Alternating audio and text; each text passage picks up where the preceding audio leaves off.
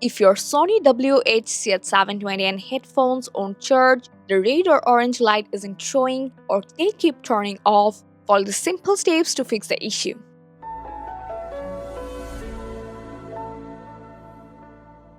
First, you have to check your charging cable and adapter. Try using a different adapter and charging cable. If you're using a different cable, switch to the original USB-C cable that came with your headphones. Next, test your adapter by charging another device to confirm its work.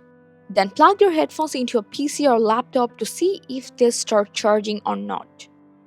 If it's still not working, sometimes dust or debris can block the connection. Use any soft cotton swab or dry brush to gently clean the charging port. Make sure there's no dirt inside the port that could be preventing a proper charge.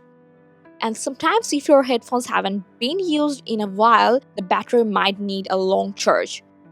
Plug them in overnight and check if they power up in the morning.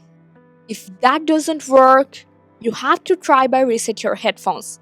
Just press and hold the power button and the middle button together for at least 10 seconds. When the blue LED starts blinking, release the buttons. This means your headphones have been reset. Now try charging them again. If none of the steps work, you have to contact with Sony support for further assistance.